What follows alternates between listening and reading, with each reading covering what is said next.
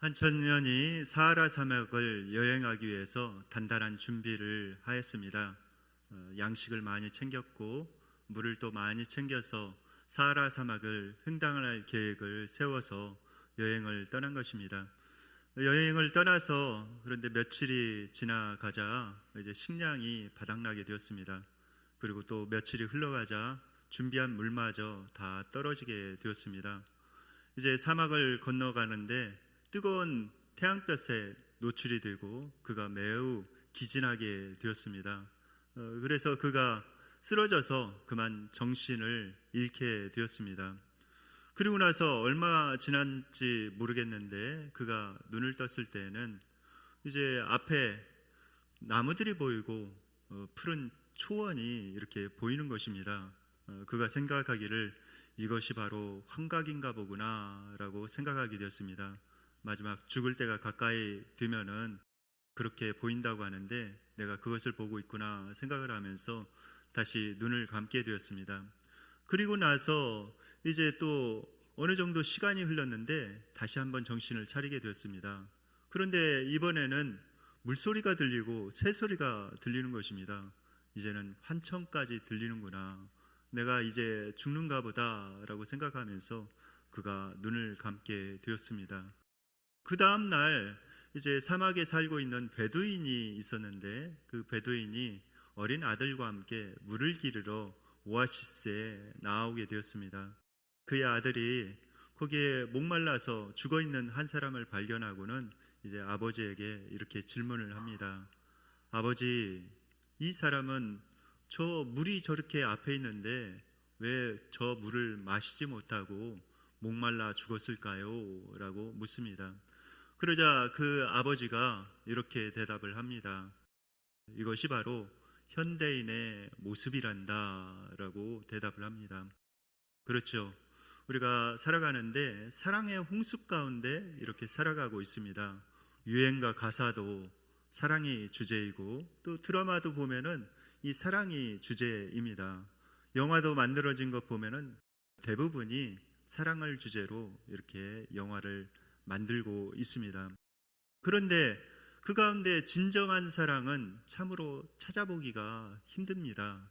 그 가운데 어떤 이기적인 사랑의 동기가 이렇게 숨어져 있고 남녀 간에도 진짜 이렇게 사랑한다고 하지만은 그 가운데 잘못된 동기가 숨어져 있는 경우가 많이 있습니다.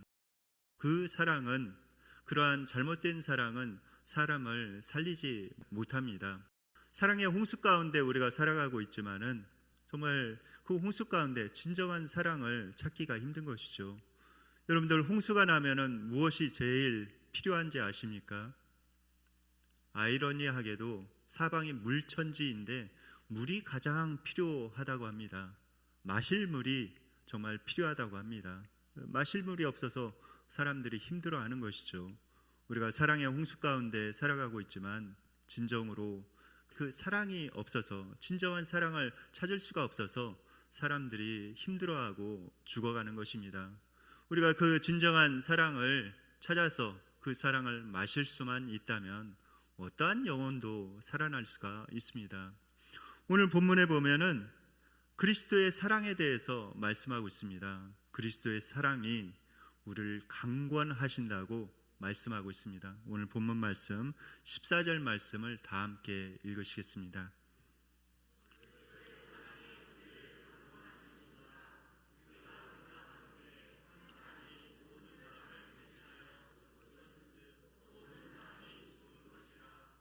네, 그리스도의 사랑이 우리를 강권하신다고 말씀하고 있는데 여러분들 강권하신다는 그런 뜻은 무엇일까요? 강권은 무슨 뜻입니까? 히브리어 원어에는 시네코라는 단어를 쓰고 있습니다. 그 단어는 어떤 뜻이냐면 체포한다는 그런 뜻입니다. 그리스도의 사랑이 우리를 완전히 체포했습니다 라고 말씀하고 있습니다. 세 번역에는 좀 더 이 구절을 실감 있게 이렇게 번역을 했습니다. 세 번역 말씀을 다 함께 읽으시겠습니다.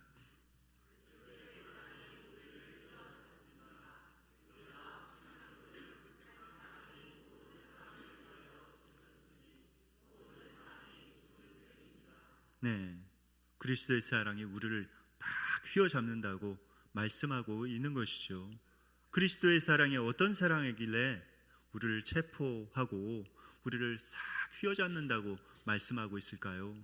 우리가 그 그리스도의 사랑에 대해서 오늘 살펴보기를 원합니다. 그리스도의 사랑은 어떤 사랑입니까?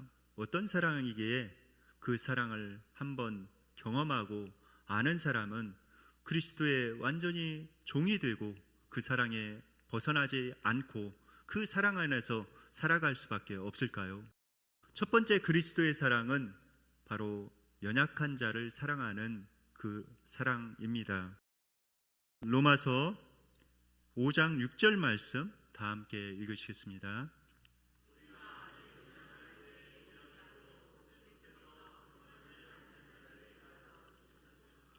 네, 우리가 아직 연약할 때에 그리스도께서 우리를 사랑하셨다고 분명하게 기록되어 있습니다.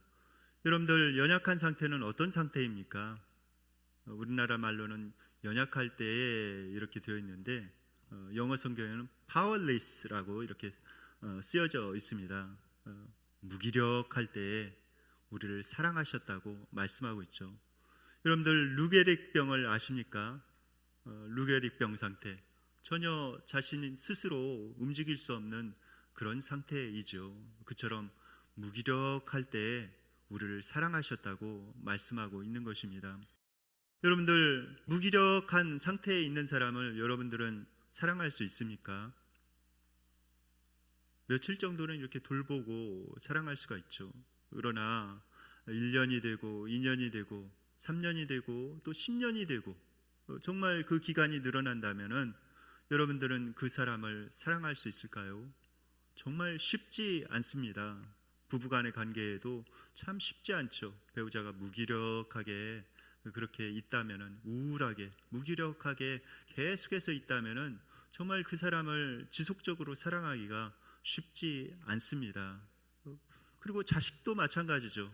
자식도 하루 이틀이지 무기력한 상태로 그렇게 있다면은 정말 사랑하기가 쉽지 않습니다. 그런데 우리 주님께서는 그렇게 무기력해서 아무것도 할 수 없는 우리들을 보시고 우리들을 변함없이 사랑하신다고 말씀하고 있습니다. 여러분들 이 그리스도의 사랑이 얼마나 큰지요. 제가 그 탈북자의 간증을 이렇게 들으면서 많은 생각을 하게 되었습니다. 바로 전영철 씨입니다. 이 사람이 이제 간증을 하였는데 이 사람이 탈북하는 그 과정에 대해서 이야기를 했습니다.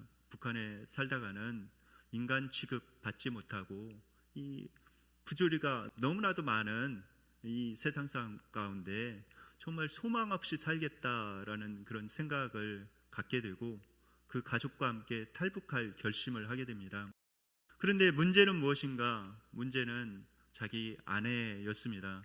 아내가 어렸을 때 소아마비에 걸려서 하반신을 쓰지 못하는 것입니다. 걷지도 못하고 또 일어서지도 못하는 그런 상태였습니다. 그런데 이 전영철 씨가 이제 그 아내를 등에 업고 또 어린 딸이 있었는데 어린 딸을 손에 잡고 탈북하기로 결심을 합니다. 그래서 이제 압록강을 그가 건너게 된 것이죠. 여러분들 이것이 쉬운 일입니까? 결코 쉽지 않죠. 여러분의 배우자를 등에 업고 그것도 물살이 센 거친 그 압록강을 건너는 거 이거 쉽지 않습니다. 건너다가 발견이 되면은 어떻게 됩니까? 바로 총살되는 것이죠. 죽음을 무릅쓰고 배우자를 업고 딸을 손에 잡고 그 압록강을 건너는 것입니다. 그런데 이분이 이제 무사하게 그렇게 압록강을 건너게 되었어요. 중국에 도착해서 이제 정말 우리나라에 들어오기 위해서 어떻게 해야 되는지 브로커를 알아보게 되었습니다. 그래서 브로커가 라오스에 있는 산을 건너서 이제 탈북을 해야 된다고 그래야 이제 대한민국에 들어갈 수 있다고 알려줍니다. 그래서 라오스의 산을 아내를 업고 이제 넘게 되었습니다. 그런데 여러분들 라오스의 산이 얼마나 험산인지 아십니까?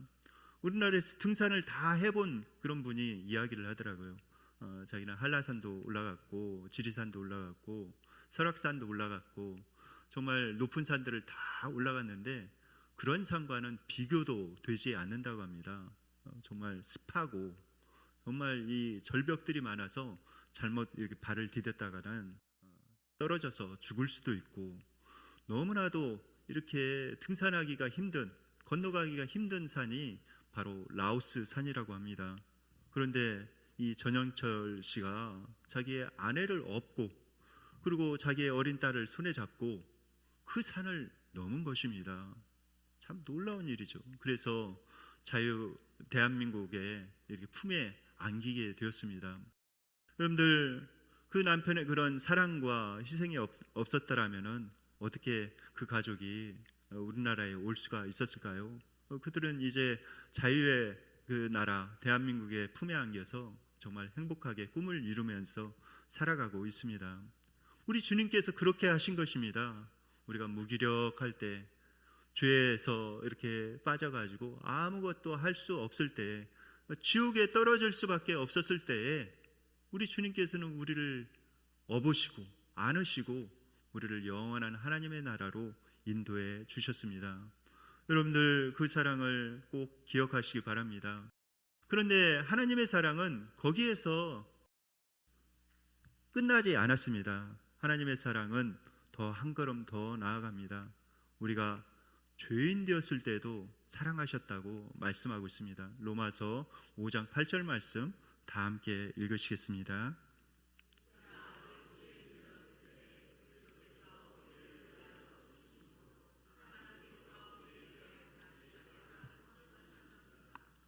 네, 여러분 죄인 어떻습니까? 사랑하기가 쉽습니까? 참 쉽지 않지요. TV에서 나오는 흉악범들을 한번 생각해 보시기 바랍니다. 죄를 지은 그런 죄인들, 정말 그 사람들을 사랑하기란 결코 쉽지 않습니다. 자식도 계속 방황하면은 참 사랑으로 품기가 쉽지 않지요. 그런데 예수님께서는 사랑으로 우리를 품어 주셨습니다.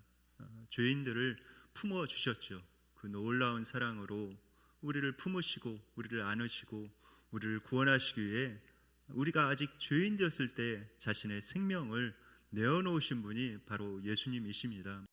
이 예수님의 사랑이 얼마나 놀라운지 모릅니다. 참으로 놀라운 그런 사랑이지요. 천안에 가면은 십자가 박물관이 있습니다. 우리나라의 유일한 그런 십자가 박물관이기도 한데 그 박물관에는 수천 개의 그런 십자가들이 모여져 있습니다. 전 세계에서 수집된 많은 십자가가 모여져 있고 그 십자가마다 어떤 사연들이 있습니다. 그런데 제가 천안의 그 십자가 박물관에 방문을 해서 제 눈을 사로잡은 그 십자가는 바로 이 십자가입니다. 사진으로 띄워주시기 바랍니다. 네, 이 십자가인데 이 십자가는 김현양이라는 사람이 만든 그런 십자가입니다. 여러분들 김현양 씨를 여러분들은 기억하십니까? 1995년에 지존파였습니다. 그 사건으로 인해서 우리나라가 정말 경악했죠. 우리나라 사람들이 굉장히 경악을 했습니다. 이 사람은 얼마나 흉악한 사람인가. 사람들을 잡아다가 가두고 인육을 먹은 그런 사람들입니다. 그 사람이죠. 그 두목입니다. 그러니까 아주 극악무도한 그런 사람이죠. 그런데 이 사람이 어떻게 이런 십자가를 만들었을까요? 그 연유는 이러합니다.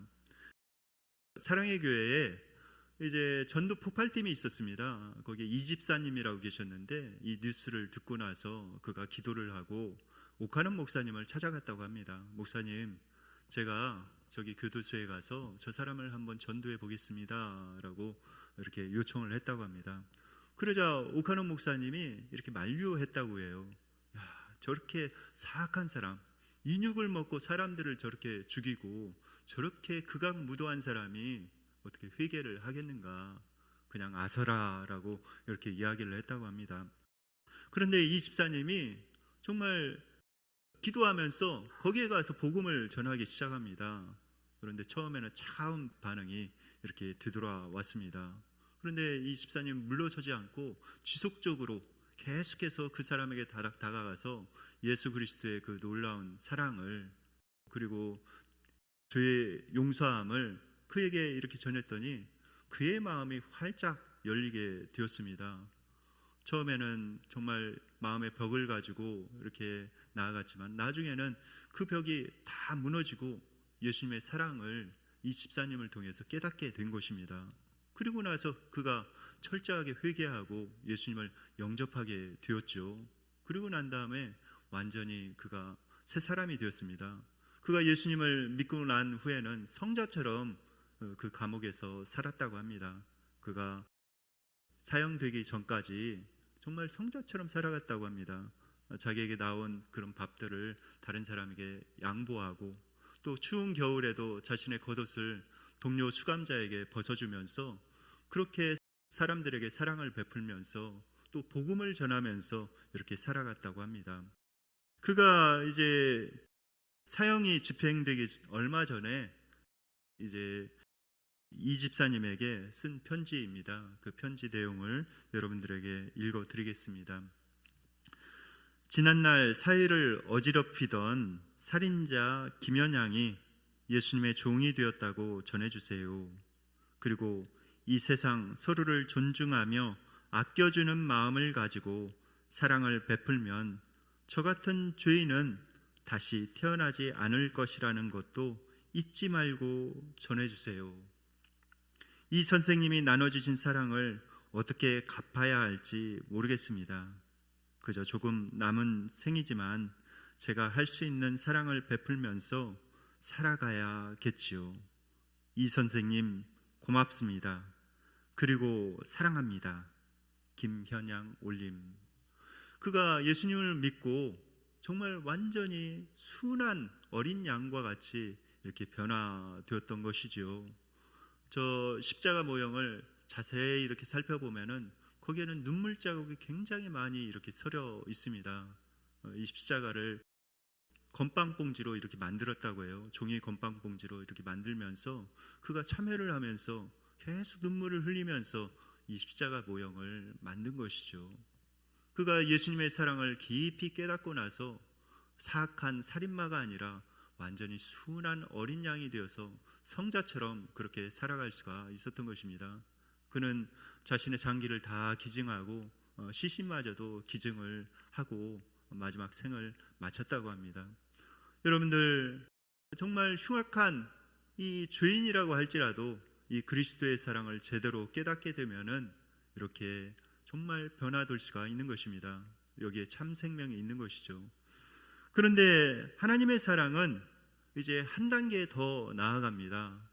죄인, 우리가 사랑할 수가 있죠. 그러나 정말 원수는 어떻습니까? 원수를 사랑할 수 있을까요? 정말 쉽지 않죠.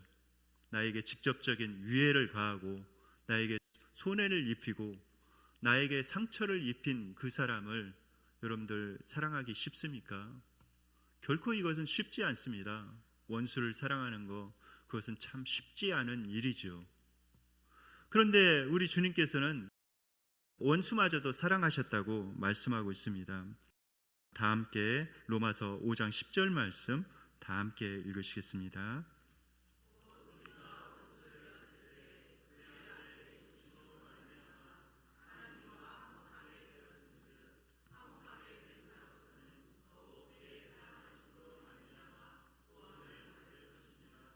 네, 우리가 원수 되었을 때 하나님께서는 우리를 사랑하셨다고 말씀하고 있습니다. 예수님께서는 정말 그렇게 사랑하셨죠. 자기에게 위해를 가한 사람, 아픔을 준 사람, 자기를 저주하고 있는 그 사람들을 사랑하셨습니다. 십자가에 달려서 자기를 조롱하고 있는 그 사람들, 자신을 십자가에 못 박은 그 사람들을 보면서 예수님께서는 진심으로 하나님 아버지께 기도하셨습니다. 아버지, 저들을 사하여 주옵소서. 자기들의 하는 일을 알지 못함이니이다 라고 기도하셨습니다.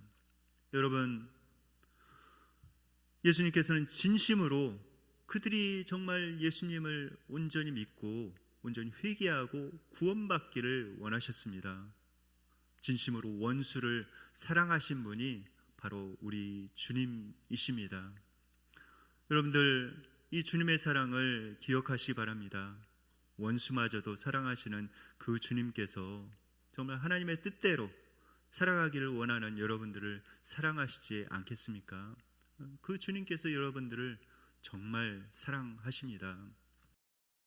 루마니아가 한때 공산치하에 있었습니다. 이 루마니아 공산치하에 있을 때 이제 그곳에서 비밀 경찰들이 활동을 하였습니다. 그들의 주된 임무는 바로 예수님 믿는 사람들, 기독교인들을 잡아다가 감옥에 가두고 죽이는 그런 역할을 하였던 것입니다. 그런데 그 비밀 경찰의 우두머리가 그 예수님 믿는 사람들을 가두는 그 감옥에 들어오게 되었습니다. 주스로 이렇게 들어오게 되었죠. 사람들이 깜짝 놀라게 되었습니다.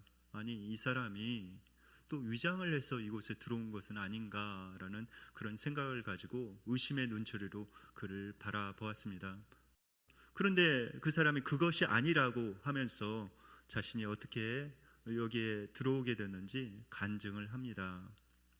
어떤 날 그 아침이었습니다. 아침에 어떤 소년이 꽃다발을 들고 그에게 찾아온 것입니다. 그러면서 그가 이런 이야기를 합니다.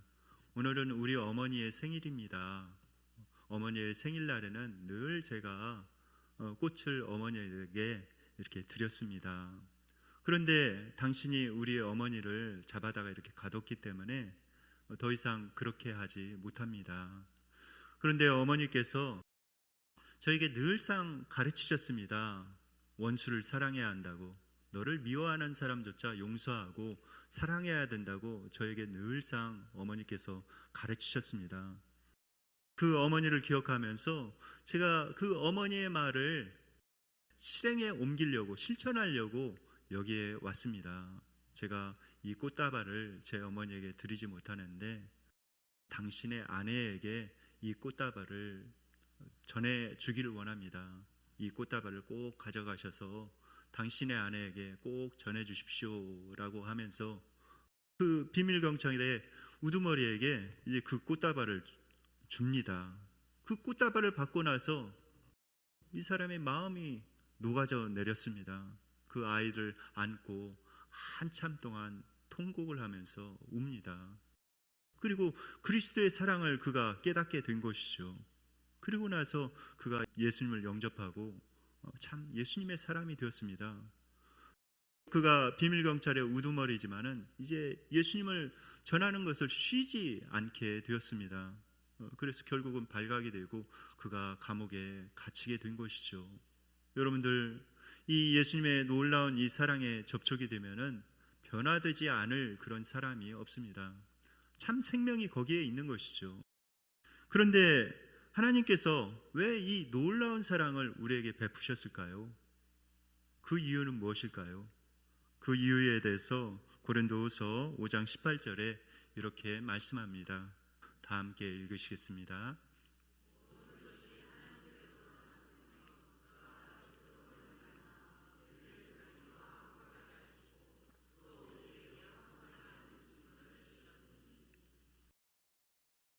하나님께서 우리에게 그 놀라운 사랑을 베풀어 주신 이유, 우리가 연약할 때, 또 죄인 되었을 때, 심지어는 원수 되었을 때도 우리를 사랑하시고 우리에게 그 놀라운 사랑을 베풀어 주시는 이유는 무엇인가? 그것은 하나님과 화목하고 다른 사람을 화목해 하는 그런 일을 수행하라고 주님께서 그런 사랑을 베풀어 주신 것입니다. 여러분들, 이 세상은 사랑에 목말라 있습니다. 참 사랑을 받지 못해서 사랑에 목말라 있는 것이죠. 그 사랑을 받지 못해서 사람들이 죽어가고 있습니다. 그 사람들을 살려내려면 이 참 사랑을 그들에게 전해줘야 하는 것이죠. 그 사랑을 그들이 깨닫게 된다면 그 누구도 정말 살아날 수가 있는 것입니다. 변화될 수가 있는 것이죠. 극악한 살인자라고 할지라도 그 사랑 앞에는 순한 어린 양이 되어집니다. 우리의 가정에서도 이런 사랑들을 잘 실천해 나가는 것이 필요합니다. 여러분들 이성미 씨라고 개그우먼을 아십니까?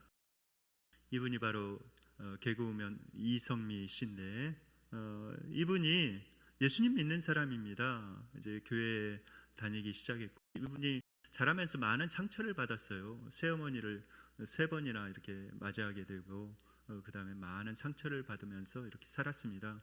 그리고 예수님 믿고 나서 이제 교회에 다니기 시작하셨는데 이제 결혼을 해서 자기도 이제 자녀를 둔 것이죠. 아들을 두었습니다.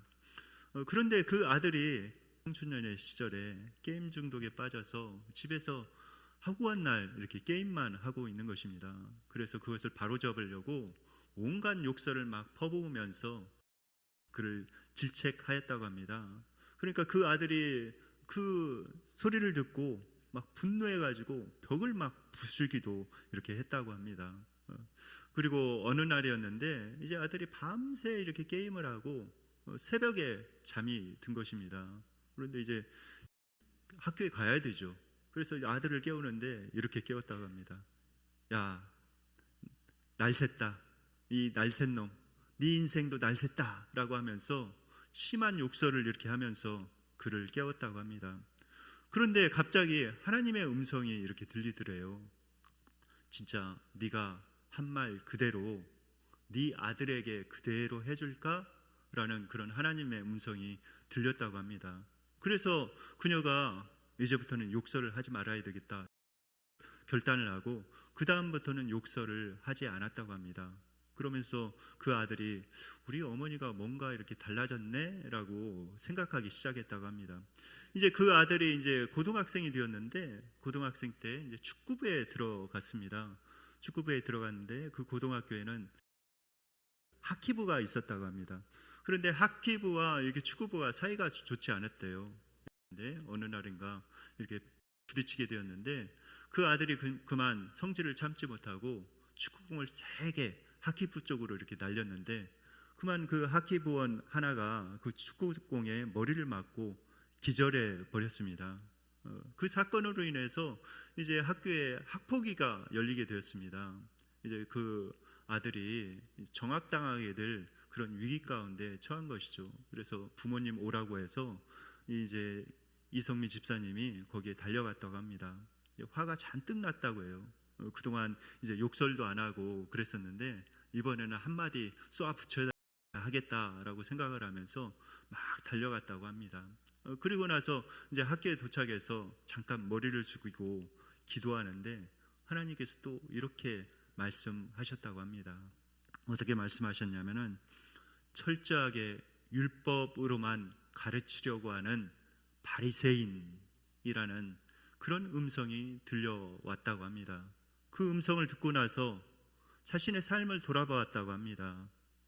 자신의 삶을 이렇게 돌아보니까 아들에게 정말 율법적인 그 강요, 그리고 자신이 유명인인데 유명인의 아들이 이렇게 살아가는 걸 이렇게 보면은 다른 사람이 알면은 창피할까봐 그것이 창피해서 또 그렇게 강요하면서 그 아들을 닥달했다는 것을 그녀는 깨닫게 되었습니다. 그리고 나서 하나님 앞에 철저하게 회개를 합니다. 이제 얼굴이 하얗게 질려서 이렇게 있는 그 아들에게 그가 찾아갑니다. 그리고 나서 무릎을 꿇고 아들을 끌어안고 아들에게 용서를 구합니다. 어머니가 그동안 잘못했다.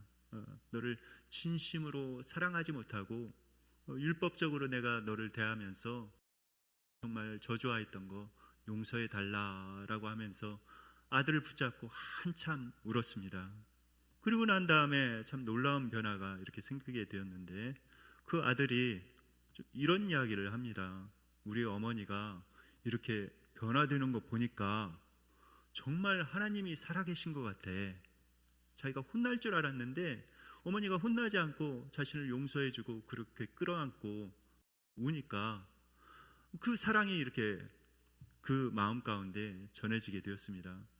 그래서 이제 그 다음날 어머니가 새벽 기도에 이렇게 가는데 벌떡 일어나서 어머니 새벽 기도에 가는 그 교회에 따라가더래요. 그러고 나더니 이 아이가 내가 정말 하나님 살아계신 것 같아. 그러면서 하나님을 전하는, 이 복음을 전하는 사람이 되어야 되겠다라고 생각을 해서 신학교에 들어갔습니다. 그리고 지금은 목회자로 생활을 하고 있다고 합니다.